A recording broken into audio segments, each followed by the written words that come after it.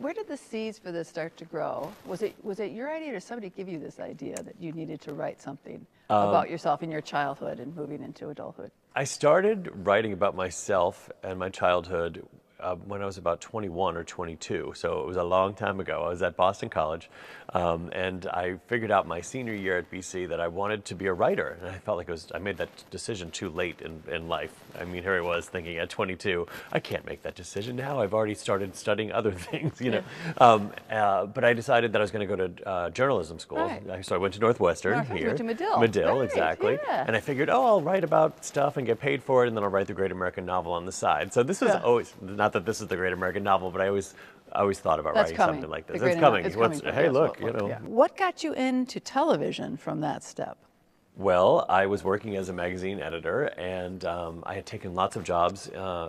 Some custom publishing I did for Marlboro cigarettes for a little while. I worked for Mercedes-Benz for a little while.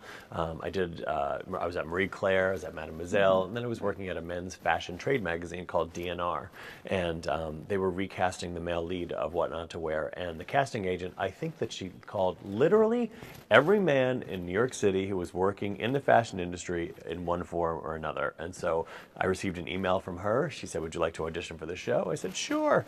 And I did, and I got it. And I think I got it because I didn't want it. Yeah. You know, I was like, I don't have any aspirations of being on television, really. I mean, I'll do it because it sounds like fun, but what the heck? Yeah. You know, you talk a lot about what kind of kid you were and how difficult, you know, junior high, middle school, and high school was. And I think it's true for a lot of people. And it was so great to hear your story. And somehow, so much of that pain you carry with you, or that uncomfortableness, that awkwardness, everything about that time. But I think it builds the kind of adult that you will become. It does. So you talk about it a lot with a lot of humor and the awkwardness, but you can, it's so palatable that you feel it.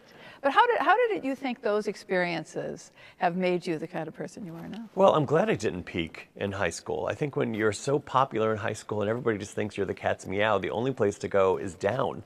Yeah. And so I spent my life trying to prove to people that I was fabulous, because I remember being in junior high school and really feeling that I had a lot to offer the world and feeling like I was fabulous, but nobody got it except a few close friends of mine. And so, you know, so I had to work at being fabulous. You know, that was the thing. I really had a vision. As awkward as I was, it was that I didn't love my body. I was painfully skinny. I couldn't gain a pound if I wanted to. And I went through a very long awkward phase. And you know, once I got over that, and once I realized that, you know, I could have what I dreamed of having, which was a life in New York City, going to like fabulous parties and having a great apartment and, you know, meeting cool people, then you sort of look back at that time and you're like, oh, it all happened for a reason. And I love the dedication in the book. So, I mean, when you, and the little thing you said in the back, but I love the dedication.